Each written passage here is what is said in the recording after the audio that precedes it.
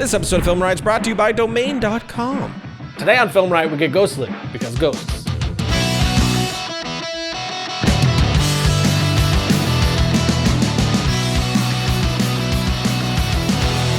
Welcome to FilmRiot, the show that takes mystery out of the effects and techniques, going to some of your favorite Hollywood films. I'm your host, Ryan Conley, and last week we released a long sketch for Halloween, which had some ghosts. The biggest bummer about last episode was how much YouTube compresses dark areas of an image. It just screwed up the look of it because it was a very darkly lit sketch. We were pretty disappointed with that, and a few people actually suggested us to do it, and we listened. We uploaded it to Vimeo for whoever wants to see it in a little bit better quality because the YouTube version looks like straight up doo-doo poop. But today we are breaking down how we did the effects you saw in that episode, so let's. So jumping right into the ghosts, I wanted to go with more of a classic horror feel with something that combined practical with visual effects, but leaned more towards the practical. So we went to our local Halloween shop and bought some creepy looking dolls like this girl prop right here. The danger of doing this, of course, is that it isn't original, so someone else could have bought this same prop and will be taken out of the scene once they recognize it. However, you are getting a pretty solid prop for like 20 bucks, so there is that. Plus, you could always do some work on it to change it up a bit and make it look more unique. With the first shot of the skull ghost inside the garage, we first shot the footage of Josh acting out the scene, then another shot of the ghost doll on the stick, then we moved it toward the camera pretty slowly, and we had our shot. In post, we're bringing the shots in and lining them up since we accidentally moved the camera between takes, so we'll have to line that up to make sure the two are matching perfectly. Now I go to the skull ghost layer and right click, then select time remapping. I'll set a keyframe at the start, then one in the middle of the clip and pull that out to the end. And this will give our footage more of an off feeling since we are slowing it down just a touch to introduce a less natural movement. Next, we need to do some roto, so I'm going to pre-comp the skull layer, send everything with it, and then with that skull ghost on top, we drop the transparency of that layer just a bit, then mask around Josh and our other foreground objects. Then we animate this mask to follow Josh's movements. Now we can just set the transparency of the ghost to the level that we want, and we're good to go. If you want to add some more flair to it, you could roto out the ghost entirely and add a slight distortion to again make it feel a little less natural. To make it disappear, all we did was cut out of the layer at the point that the flashlight was moving in and add a smoke asset like so. That's it. Once timed with the flashlight moving in, it works perfectly. Next up is the creepy little girl.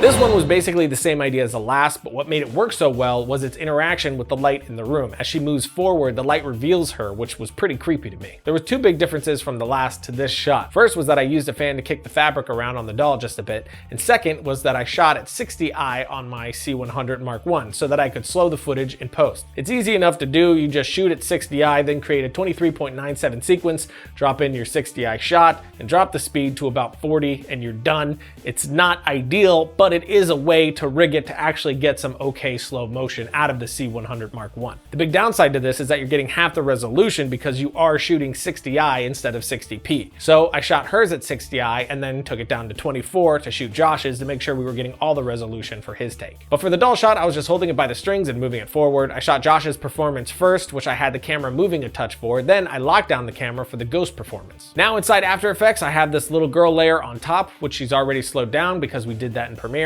So I'll mask around the doll and then keyframe my mask to follow her movements through the shot. Next, I'll create a null, then motion track Josh's footage and apply that data to the null. Now I'll pre-comp the doll and parent that layer to the null layer so that we have it tracked to our main footage. Next, I'll duplicate Josh's layer, put it on top and trim it so that it's only the few frames that I need to reveal the doll behind him. Then mask and keyframe so that we have his face in front of the doll layer, revealing it. And that's it, we have our shot. For the close-up, I did the exact same thing, but with one addition. To add a little flair, I added turbulent displace to the doll layer and did a subtle increase so that there was this slight stretching over time. It's incredibly subtle, but gives an extra odd feel to the whole thing. Now we take a quick break to sponsor and then take a look at the final ghost. Domain.com is where I go to register all my domains. Now they have .club, which .club is universal and understood globally. It's perfect if you're building a business, if you got a film startup, anything on the internet, since that's all wrapped around community and collaboration, would be perfect for .club. .club is only $9.99 a year. Thousands of options are still available, and we can save you money by using the coupon code FilmRiot at checkout to get 25% off your order. So when you think domain names, think domain.com. Logo. Okay. Now this. For this one, we actually shot the doll on green screen. To do this, we put the camera on its side so that we could get as close as possible to the doll while still getting her all in frame and taking advantage of as much resolution as possible. Again, we used a fan on the doll to move the fabric around and shot at 60i so we could do that hacked slow motion on it. Then after I've slowed my footage to what I want, I'll bring all our footage into After Effects. I'll pop in my background layer first, add a null, then track our footage. This was a bit darker, so the tracker had some difficulty a few times, so I just went through and cleaned up the problem areas. After that, I applied the data to the null and then brought my ghost layer in. Rotate the doll to be right side up, then mask around so we're only working on what we need to. Key out the green, which I like to use Primat from Red Giant. It's my personal favorite keyer, but you can use Keylight or whatever else you have to get the job done just as well. And after it's keyed, I'll parent this to the null so that we have our characters tracked nicely to the scene. Now I'll color correct our doll to match the plate, drop the transparency just a touch, then add blur to match that rack focus that's happening in the actual shot. And then make the doll stay a touch out of focus so it fits more organically into the scene overall. Now, since we blurred that layer, we're also blurring the grain or noise that's organically in that shot too, which matches the shot that we're comping it into. So I'm gonna make sure to add some grain or noise back in to blend it again. Next, I'll keyframe the scale and position to have the doll moving toward Josh, and finally, I'll duplicate Josh's layer, put it on top, and mask around his face to reveal the doll like we did in the other shot. I'm also gonna add turbulent displace. Turbulent displacement, turbulent displace. Just like the other shot, so I don't need to go into it again since we did all the exact same things here. But now we have this. One other thing that happened while we were doing this shoot is that we had to cut a few scenes while filming so we could get it all done in time. Originally, Josh was going to have another ghost moment that motivated his strapping all the lights to himself scene. After that, he had one final run-in with a ghost where the lights actually worked, but like I said, we ran out of time and had to come up with a different solution, which I actually think came out funnier, the lights being pointless, but I do wish we had that one ghost encounter to motivate Josh moving into strapping lights to himself. As it stands, feels a touch abrupt to me, but it's just another example of having to stay open and shift things around to make sure you're meeting your deadlines.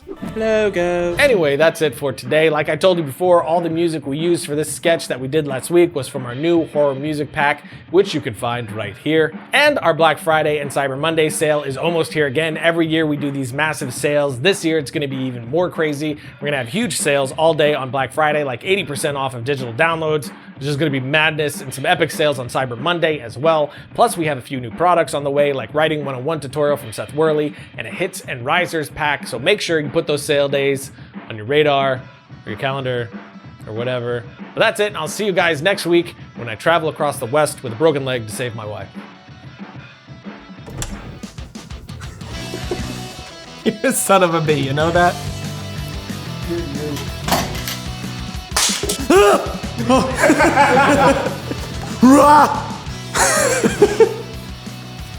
Oh yeah. Are you hungry? Oh God!